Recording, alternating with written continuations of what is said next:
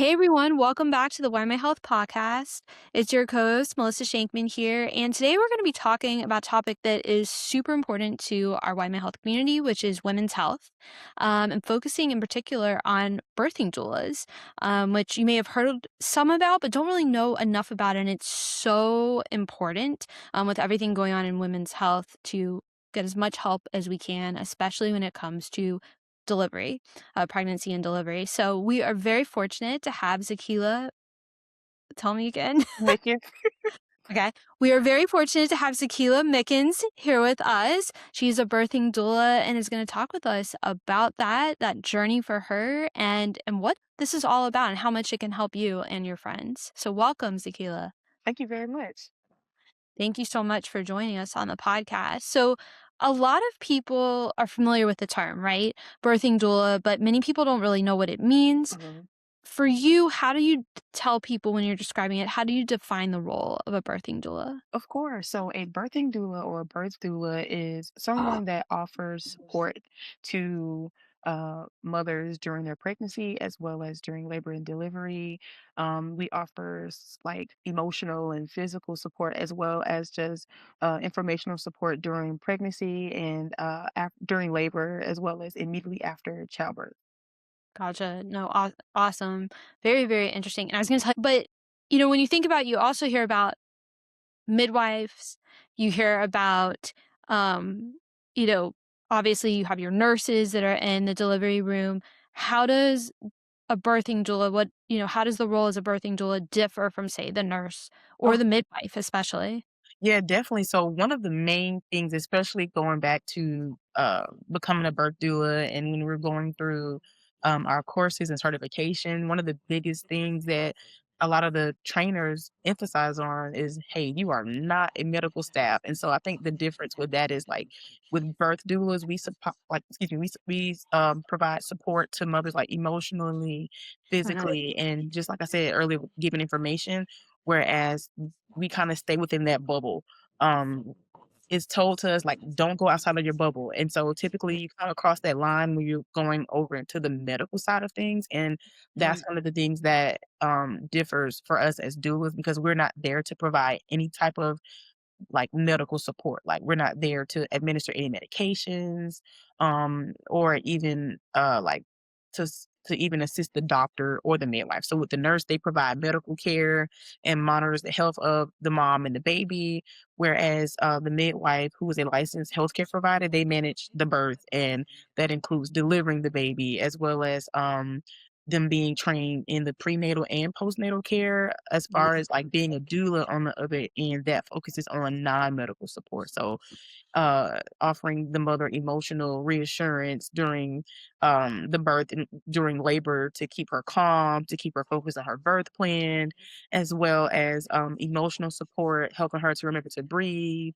as well as even offering support to just, to just be there for her and to help her to advocate for her, but to also help her to advocate for herself and her baby. That's absolutely wonderful, and I know so many people, that I've over the years been friends with who have, uh, Mhm. had children and could have so used a birthing doula in the room in addition to their nurse and their midwife. Definitely. Yeah, I mean, emotional support is so key, and being able to advocate for yourself at a time when you're typically in a lot of pain, yeah, is huge to have somebody there to help you do that. That's absolutely key. And, for you, what led to your decision to train to become a birthing doula? This is actually a really good question because I know with doulas, those of us who are mothers and have had babies, a lot of the time you hear where most of us say it's our own birthing experience because not everybody has this glamorous birthing experience. I know that celebrities, they make it seem so like fancy. It's like, oh my gosh, I have my makeup done. But Yeah. honestly, birthing is like real and raw. You may not get a chance to come in, with a face full of makeup or your hair done. And so, due to my own experiences with having my children, so I have four children. I have one son who will be 15 next month. Can't believe that I have a teenager. My daughter, who just turned 13 this past weekend, and I have a 6-year-old and a 3-year-old. And so, of those four birthing experiences, they were each were different, and so with my son, I had a C-section with him. I had him when I was 19, and I didn't know anything about birth. I didn't know anything, and so I had a C-section, and for the most part, I remember it just being painful. I didn't really have support, because my family was, like, busy, and so I had a cousin that was there with me, but it was like I just walked into it, like, blindly because I didn't know what to expect. I didn't have a typical, um, childbirth education. I didn't have any of that, and so I went into that totally blind. But then with my second daughter, I had a VBAC. A VBAC is a medical term for vaginal birth after a cesarean, and with that, you do like a trial of labor. And so I was excited to at least try because I was told once you have a C-section, you have to always have one. But in some Yeah. cases, depending on who your provider is, once they educate you and give you the information that you need, they help you to make that decision, that informed decision for yourself. And so I was able to push my daughter out. But my last two pregnancies, um, they were a little bit more harder, I guess you can say, more challenging, because I ended up having 2 C-sections, but at the same time, with those last 2 births, it was more so taxing on my body because with my 3rd daughter, I was high risk due to a medical condition that I had. So I had a pituitary brain tumor, which I was high risk. Thankfully, it was benign, and so that experience was a little scary because she was 10 Sure. pounds, 10 ounces. Oh Um, my yes, goodness. I was terrified.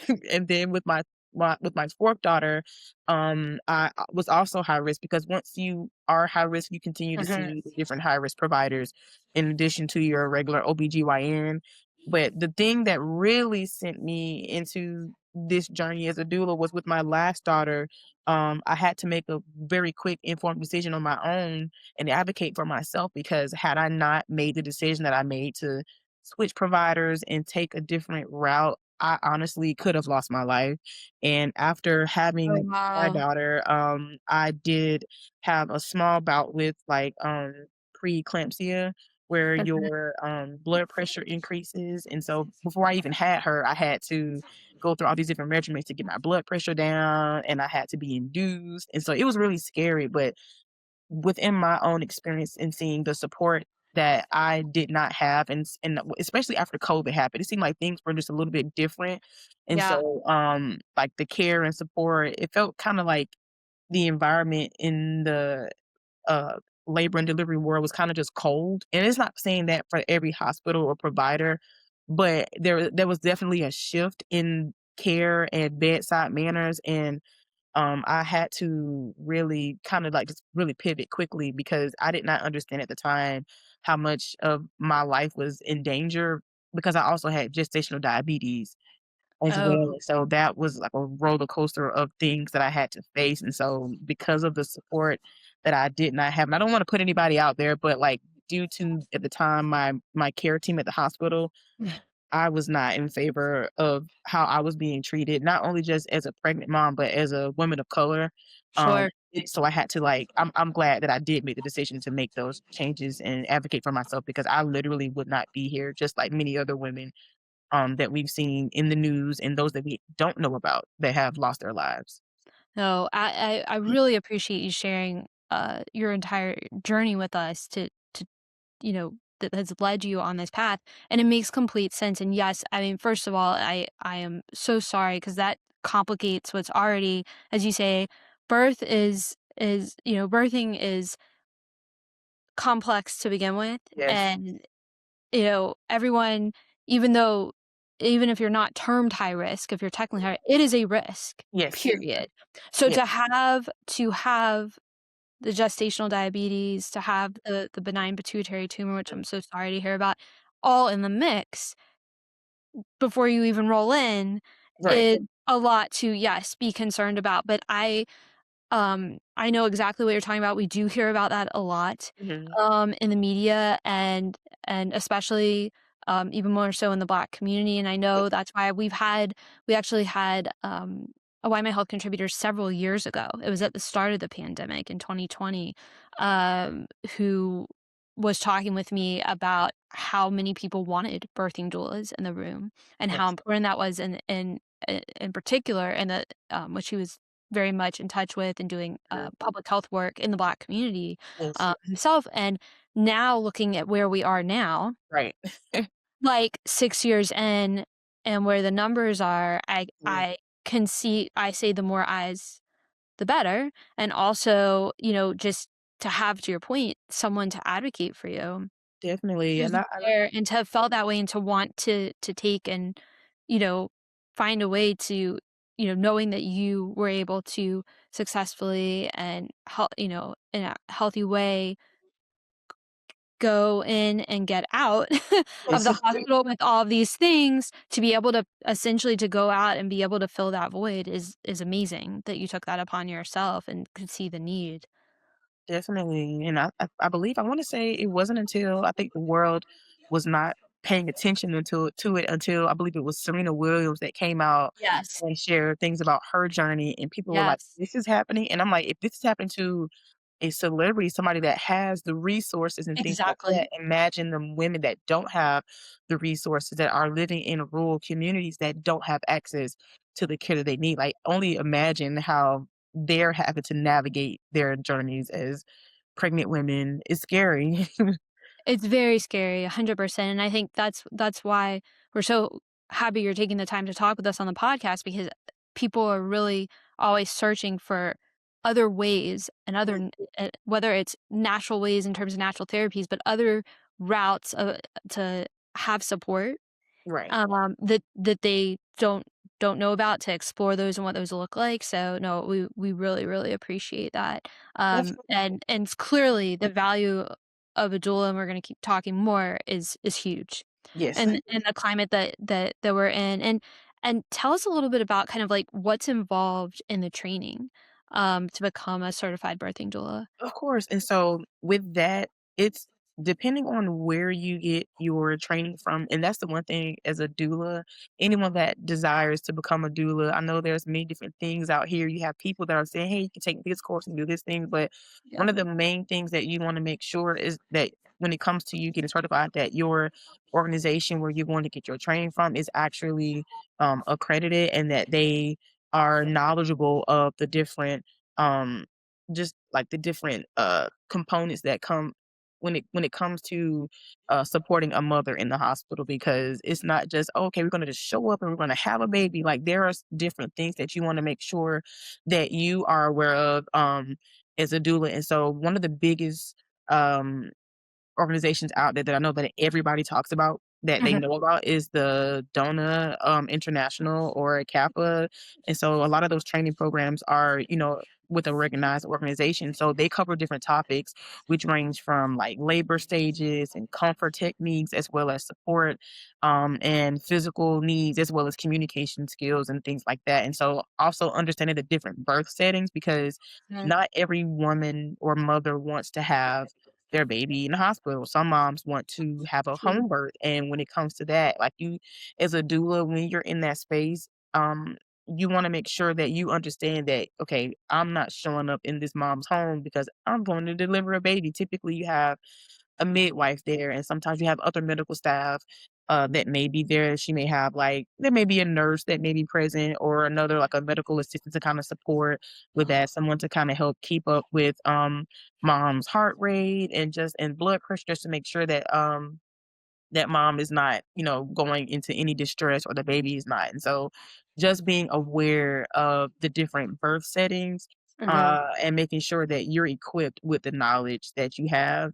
You may have some people that say, "Oh, I got certified through this organization." And Yeah. while I do want to emphasize that, certification is not, and I don't want to say this loosely, but certification is important, but just looking back throughout history in the times, like, for example, just like during slavery and things like that, where you had midwives and women, that, like, some of the older women in those communities, who, or villages, that were supporting moms, they were not, quote unquote, certified, Right. but they had the wisdom and the knowledge and the experience. And so I believe certification is important when it covers you from, like, with the hospital settings, as well as with liability, even when it comes to, like, for example, with insurance and being billed and things like that. And so, it's really important to know. And I know I'm kind of like just rambling on because I have it in my head, but it just depends on where you get certification from, um, Sure. and if that that certification that you're obtaining is the organization is accredited through a certain organization. That no, that makes complete sense. And how many years have you been a birthing doula for now? So I would say professionally, because I was recently certified about 2 years ago. However, I've been attending Nice. births as long as I can remember. I remember being a teenager and attending some of my cousin's birth, and just even in that moment, just being in awe of just how like the human body is and how women are like these amazing individuals that we can bring life into this world. And so I've had that experience. Um, for a long time, but being a certified birth doula and actually being, in it, like, professionally just about 2 or 3 years. Nice. Very, very nice. And in the time and really it's amazing that you started so young seeing this and Yeah. having the interest. Yes. So young, what are some of the proven benefits that you've seen and that you've heard? Um, So, w I would say so there's a lot of research. You have a lot of research yes. about, having doulas and how it can lead to numerous positive birth outcomes. Some of the, benefits include reduced risk of cesarean births, shorter labor, as well as, like, lower rates for medical interventions like epidurals, increased breastfeeding, success, as well as better excuse me, better emotional and well-being for the birthing person. And so doulas particularly are helpful in reducing stress and anxiety, as well as studies suggest that even the experience can contribute to a more positive birthing experience. I feel like when you have a doula, even though it's your body and it's your baby, having someone to kind of come alongside you to kind of help you navigate that, it makes it a lot less stressful on you because, of course, you're pregnant and you're excited because you're looking at baby clothes, but then when you have to go and deliver, it can be kind of scary, especially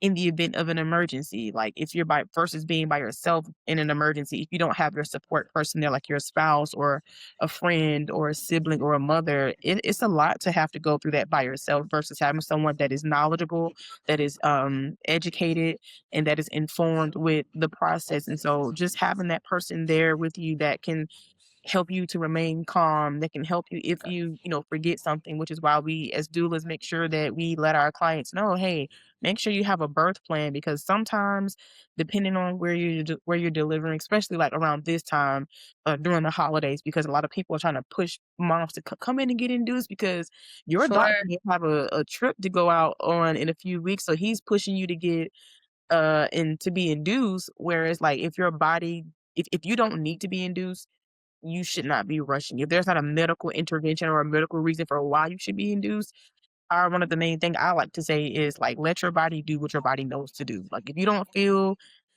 if nothing's going on and you're not in you don't have that gut feeling like, hey, I need to go get checked out. Like let your body do what it needs to do. And so having that person there, having a doula there to just kind of remind you of your birth plan, because sometimes it's easy for providers to have a patient come in and say, "Hey, well, I feel you should do this, this, and that." But if you have your doula there to say, "Hey, remember you said according to your birth plan, this is what you wanted," and not saying what doctors should or should not do, but if you have a birth plan, it's easier to meet your goals for what you want. Because at the end of the day, yes, the doctor's delivering your baby, but this is your experience.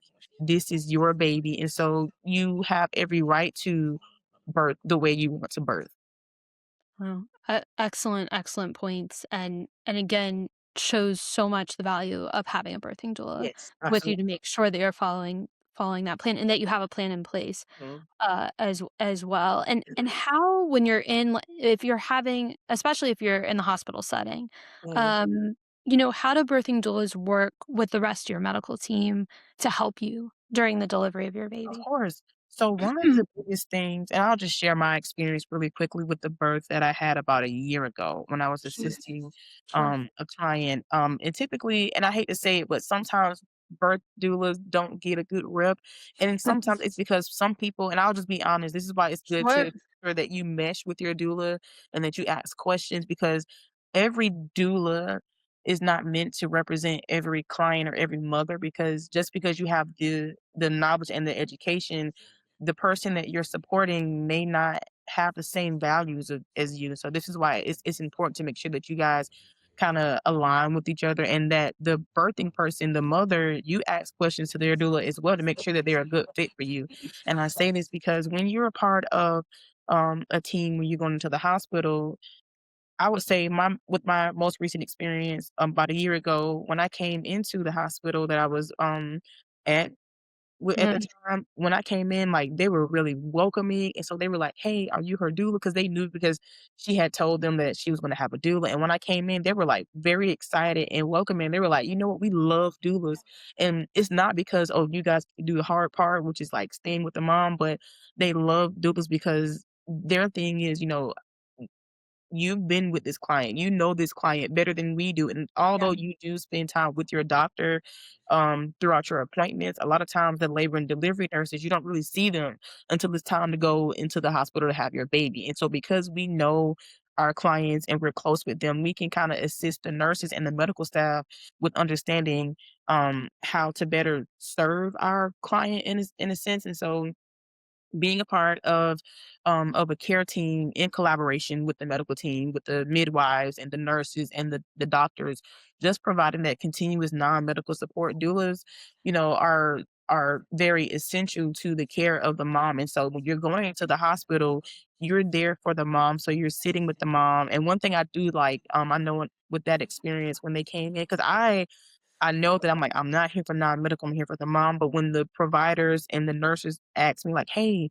what do you feel we should do? How should we position this client?" And I was like, "You guys are asking me like, I thought you guys were the," like, I knew I'm professional, but I'm like, "I thought you guys were the professionals." And so, like, it felt really good to have them see me as part of the care team because not all doulas get a good rep because some people get in there and they overstep their boundaries. Sure. And so you wanna just make sure that when you're in a hospital setting or in that setting, you have to make sure that you're respectful to the medical staff that are there because they are in turn are gonna be the ones that are going to Mhm. be administering, like, medical support to the mom and the baby, and so when you go in, you're just there to support the mom by doing different techniques. Sometimes you may have to assist the nurses with turning the mom and putting her into different positions. If the mother is there by herself and she's getting an epidural, you'll be the one that the mother is holding on to while she has to curl over when they're administering the epidural and just being supportive. Like when it's time to push, you're there to help her remember her breathing. You're there to hold her hand. You're there to help her just be in position. And so during that time when it's time to push and it's time for the baby to come, like you're not at the bottom of the bed saying, "Okay, girl, come on," but you're in her ear, Mhm. you're by her side, you're rubbing her head, you're keeping her calm. And so it just looks different depending on the type of birth. Now, if a mom is going to have a C-section, it may look a Mhm. little bit different because you of course you'll still be with her, or depending if she has another support person there, like she has her husband or spouse there with her. Sometimes they don't allow like more than one person in, so it may be her spouse, and you will be there with her during recovery when it's time to assist Mhm. with breastfeeding, or just when she's coming back in from recovery from her C-section. So it may look a little bit different depending on the type of birth and what happens, because sometimes in an emergency you may not be needed because at Sure. the time you have all the other medical staff that are there, but just reassuring her that, "Hey, I'm here for you. Remember to stay calm," and just kind of helping her navigate that part before she goes back to deliver her baby. I really appreciate you kind of describing what the different scenarios look like, Mhm, because I know because it's very different whether, you're having a C-section, you're not having a C-section, like, mhm, it could look very, very, very different, and that's interesting, and also I know a lot of people wonder, well, if you do have another support person, how does that work? And obviously, to your point, if you have to go in the OR for a mhm, C-section, they only let so many people in, but it is interesting to hear about you were mentioning about, as far as help with breastfeeding and other things, and so that really segues nicely into my next question for you, which is kind of what support do doulas offer after the baby is born beyond. So you're starting with breastfeeding, so if you could tell us a little more. Of course, and so, after the baby is born, doulas offer postpartum support. So postpartum support is after the baby, gets here and is born, and so that includes things like helping with breastfeeding, assisting with newborn care, offering emotional support as the new family adjusts.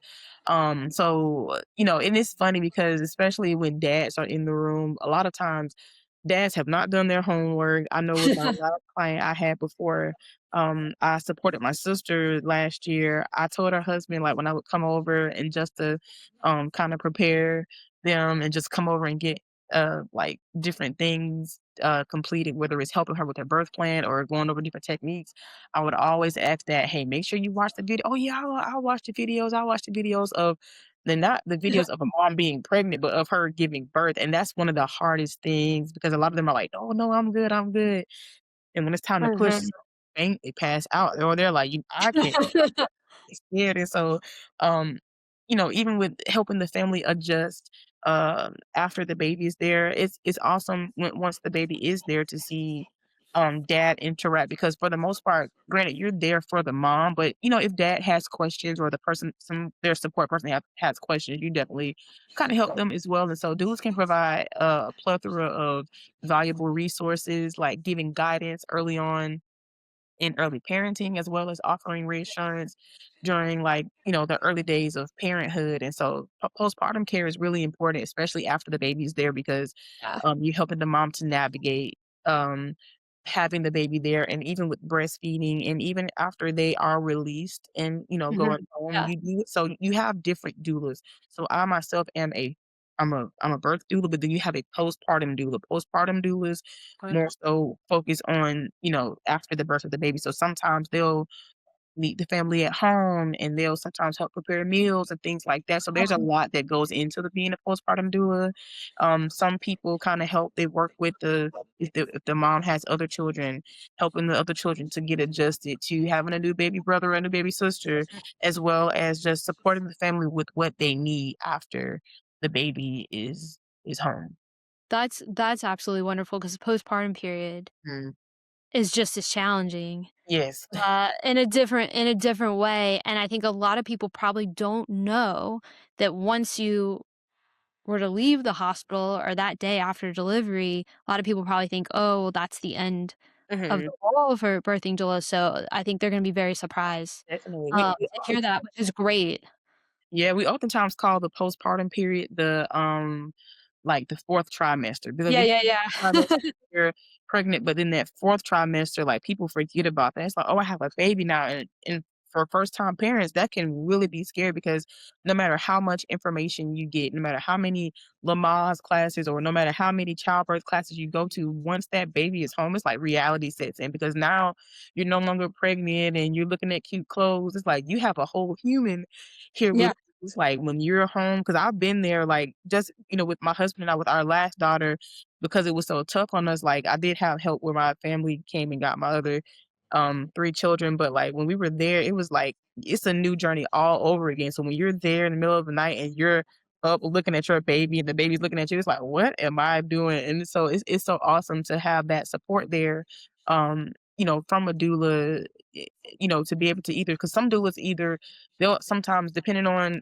the relationship and what is inside of what goes inside of like the care that that person is offering the mother. Sometimes they'll come over and stay overnight with them. Sometimes they'll come in like that morning or the weekend or whatever, and they'll support them. But just having that support is really awesome. And so building that foundation of support and foundation of resources to help mom and dad or the family to navigate having a new human being in the house is really rewarding and awesome.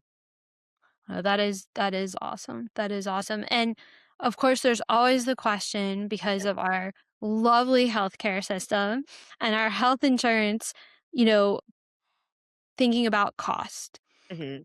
Do you think so cost-wise, um 2 questions here, thinking about typically what does a birthing doula services run? But then also, are there any insurance, that provide any type of coverage for the service? So yeah, so cost wise, it honestly varies, and I say that because the cost of hiring a birth doula varies depending on the location, depending Mhm. on the experience of the doula, as well as the services offered. So pretty much on average, prices can sometimes, and it's not that this is not facts, it just depends on those things that I just listed. So it Sure, of can range course, of anywhere course. from $800 up Yeah. until $2,500, but then sometimes some doulas can provide, they can offer a sliding scale fees for families who need it. And so as far as, like, insurance, depending on your insurance and depending on what you have and what's covered, you can always call your insurance provider and ask for, like, an explanation of your benefits and what prenatal care is covered. Depending on that, some insurances will even cover, like, with their nurse line. They have like a maternal health um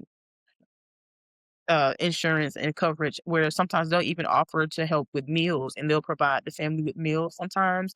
And so it's a really good to make sure that you familiarize yourself before you have your baby so that way you can know what you're getting yourself into. But as far as insurance coverage, doula services are still not as widespread. So although some insurance plans they're beginning to cover a portion of the cost, it's definitely worth, like I said, talking to your insurance provider to see if doula services are covered under your plan. And honestly, sometimes, and I'll just be honest for myself because like now I live in a more so rural community. So in the community that I live in now, I guess you can say it's a maternal health desert because we don't have any OBGYNs. Like if a mother is pregnant, where I live now, in Baker County, the mom would have to travel outside of the county to go and get prenatal care and things like that. And so in rural communities or maternal health deserts where resources are limited or they're not existing at all, it can sometimes be hard to navigate,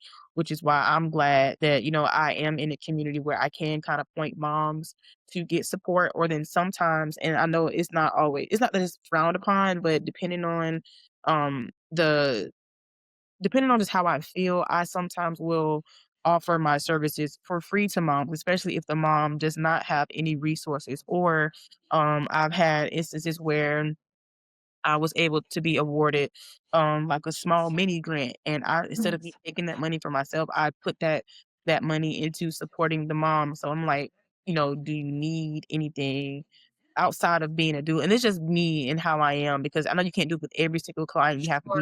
You gotta have discernment on how to do it, but sometimes I will offer services, for free just to support the mom and just to be there because not everybody has access to that support. And then also, one thing I would also say too is to encourage moms to utilize, like, for example, like Healthy Start programs that are across the world. They do offer other services. So like look into your community to see how Oh, to interesting. get support. I know more so recently I was afforded the ability to get certified through one of the Sunshine Health plans for Medicaid. So we got certified through their program for a Grow Doula, and whereas like the community or the state will pay for mothers to have a doula if you're within this specific health plan. So there's no cost on the moms. And so it's really good to make sure you do your research and find out what's out there because the other part of that is too, not everybody has coverage, but I know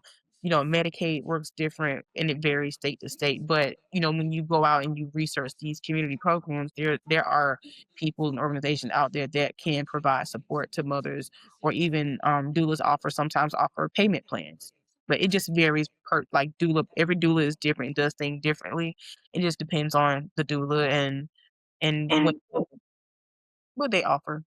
Yeah, no, that's extremely interesting, and you've really given us a lot of different resources that will be new to people, and Mm, also, like, I first of all, that is so nice of you, Zakela, to do that for free to for somebody who doesn't have any resources to also just even give people within your community, point them in the right direction, which is yeah. half the battle, honestly, a lot of the time, to finding what you need, so that's awesome. Definitely applaud you on doing Thank that. you. For sure, and, it's to your point of being in a rural community, and there's so many rural communities, right, Yes. across Yes. the country.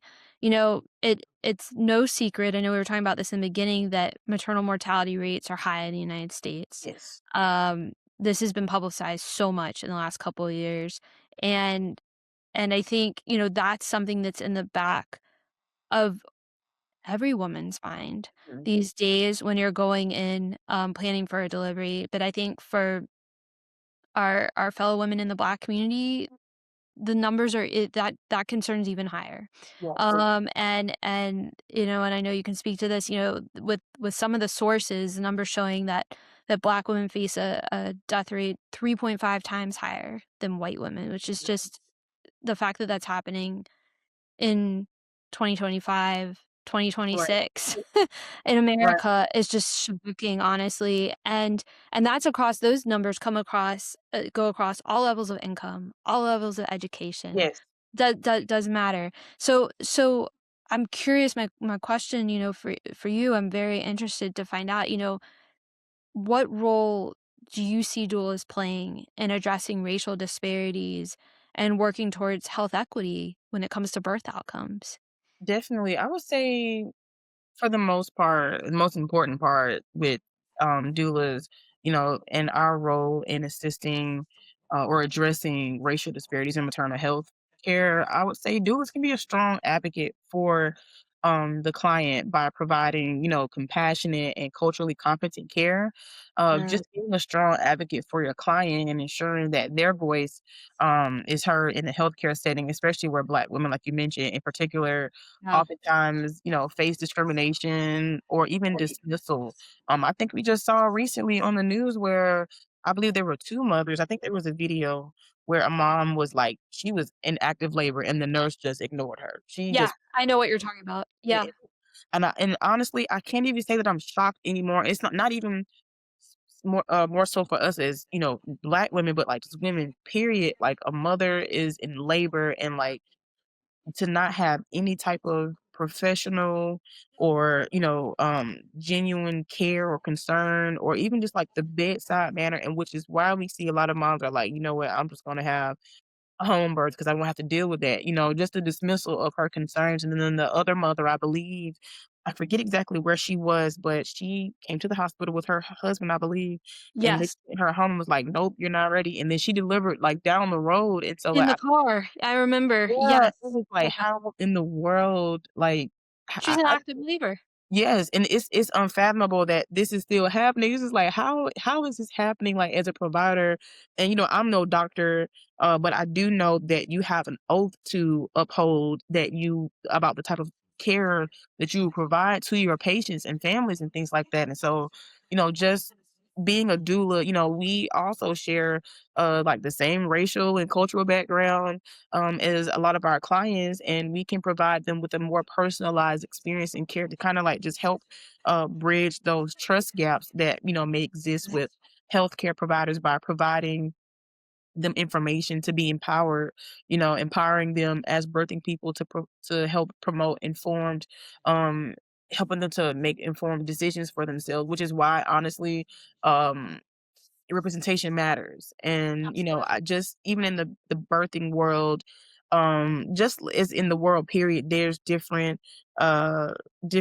people. Everybody's not I'll put it this way, everybody that is in any field that they're in, especially with the medical field, not everybody and I'll be honest, not everybody should be in the medical field because it's like, how can you, say that I'm here to support a mom or even whether you're a doctor or a nurse and you're not a people person, like, you don't have that empathy, you don't have a heart to care about people, especially with babies coming in, and I don't wanna, be a little I don't wanna say vulgar, but even just I think it was last year, we saw the mom that delivered her baby when the doctor pulled the baby out and, the baby was decapitated, so more so to speak, and then they just act Yeah. like nothing didn't happen, and it was just so heartbreaking. I'm like, "How are people what is happening in the world that, Yeah.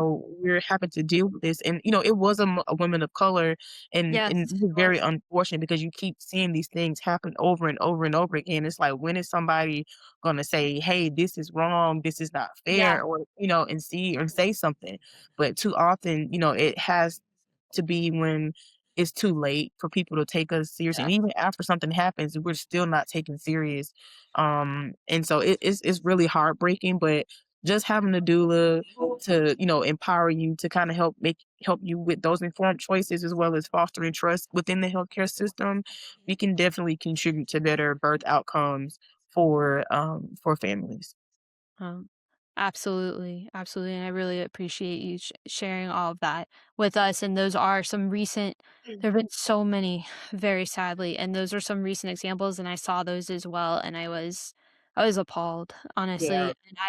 And it just, like we were saying, like the more people who are trained in all yes, various ways in the room, the more eyes to support the patient, and birthing doulas, like you said, can provide. I mean, providing culturally competent care is huge definitely.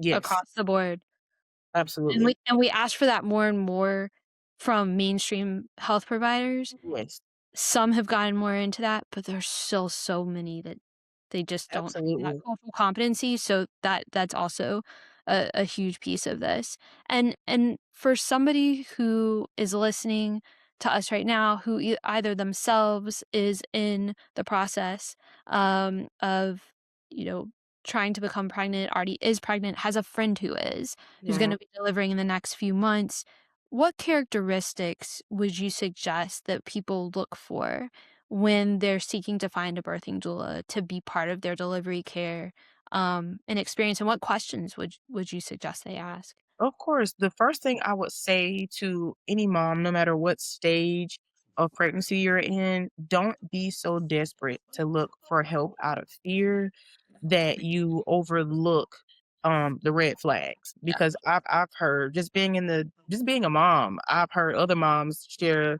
their horror stories about, doulas and things like that, because you want to make sure that you have somebody who is gonna align with your with your values and your philosophy, and just looking for somebody that has those characteristics of empathy and the experience and reliability is the main thing, because you do not want to have a doula that, you've been going through the journey with them, and then leading up to labor and delivery, they're not there, they don't show up, or they leave you early, or they're not professional. And so, like, and especially someone that has good communication skills. I'm a big communicator. I feel sometimes with the clients that I've had, I think I bug my clients because I'm always reminding them, like, hey, remember, like I told you, like, I know pregnancy brain is real, so I get it, but I'm like, remember, you told me you're going to have your birth plan by next week. This Mhm. next week, like, let me get that birth plan, because I don't want you going into a frenzy. Because sometimes, even though birth plans are a good thing, they don't always. I would rather my client have a birth plan and not need it than to Mhm. need a birth plan and not have it. And so, Yeah. somebody that aligns with you, but also it's important to um it's important to the doula that the doula respects the choices that you provide in a non-judgmental space. Especially, for you to express your needs and desires. So there may be some questions that you may have. I wrote some questions down also, by the Yeah. way. So some questions that moms can ask would be like, what is your training and certification? How many births have you attended? What is your availability around my due date? How do you work with medical teams and other caregivers, as well as how can you provide references and testimonies of clients that Mhm. had. I know a lot of times there are a lot of different groups around different communities that have like these mom groups.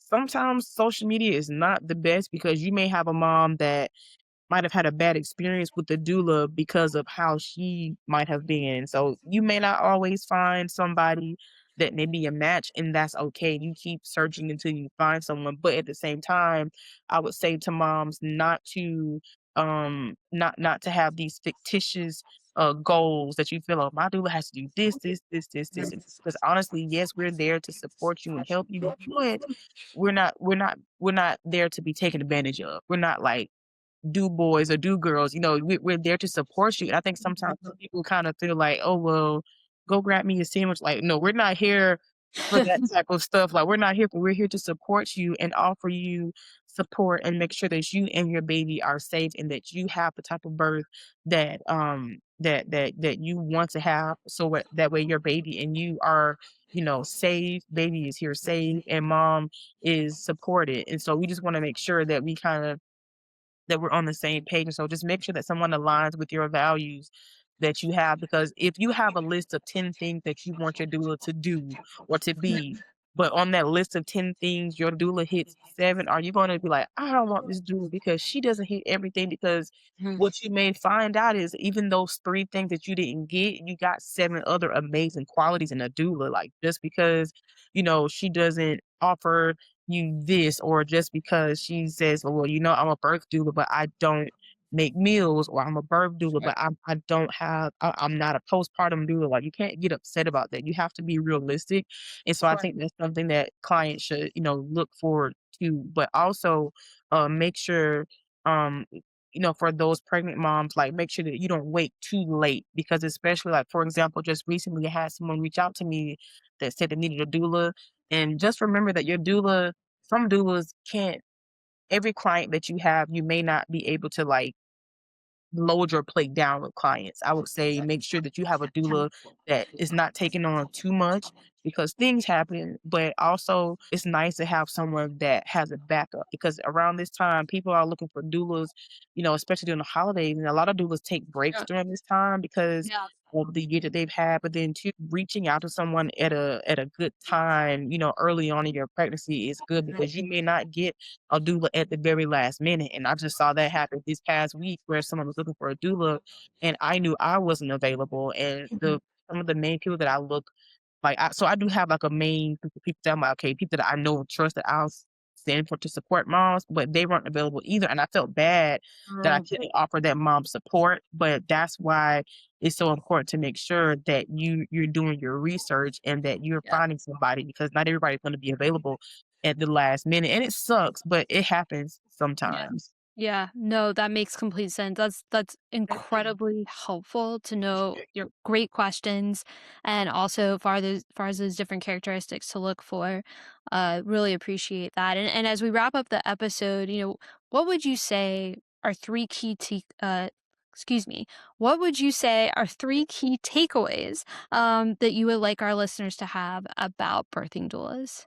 Definitely. I would say one would be that your doula is an advocate and she's your emotional support person, but she is not a medical professional. Wow, a lot of doulas, we do give our clients our information, and some of them, some doulas have their lives set up certain way that, they don't mind my client Mhm. calling me, every hour. Some may say, hey, this is my availability, or some may say only if you can contact me throughout this time, but throughout this time only for Yeah. emergencies. But your doula is not a medical professional. She's there to advocate for you and provide emotional support, physical and emotional support for you. So their job is to make sure that you're feeling empowered, that you feel heard and supported during your birth. Um, the second takeaway, I would say, um, time is of the essence. Like I just mentioned, making sure that you reach out to someone um that you're gonna make sure that you're not gonna wait to the last minute to find Yeah. support.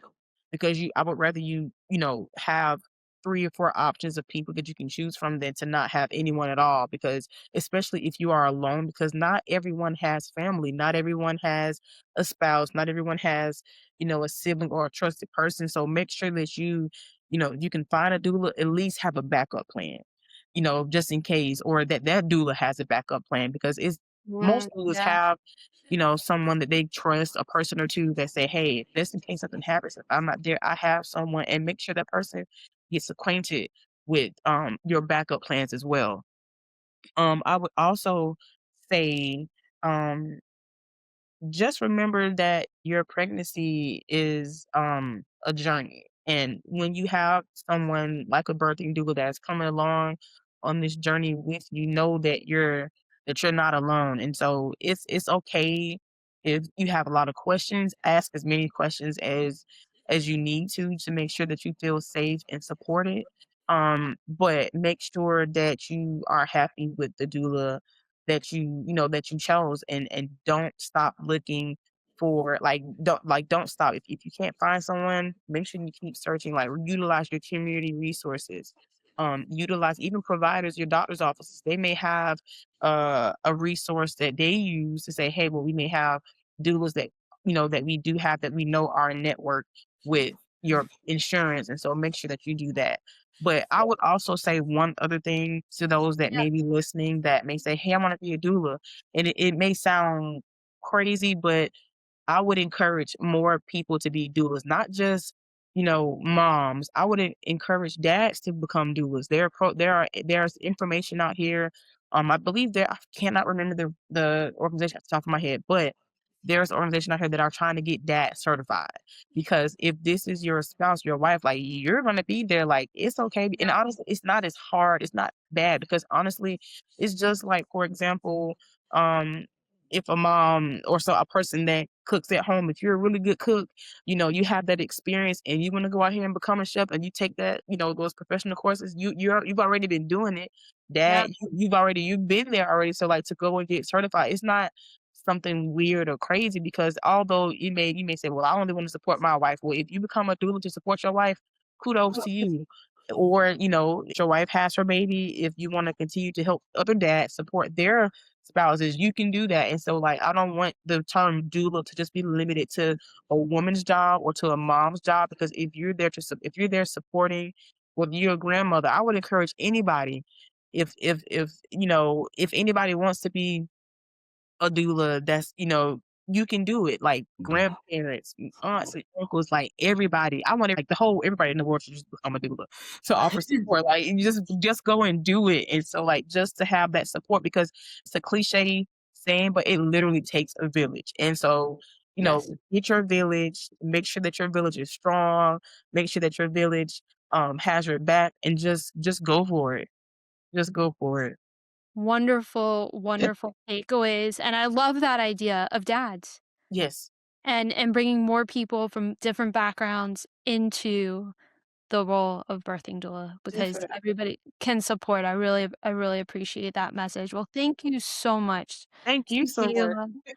You're so welcome. Thank you so much, Zakela, for taking the time to come on the podcast with Of us and to course. share your experience as a birthing doula. Such an important and valuable part of the birthing team. So thank you, thank you.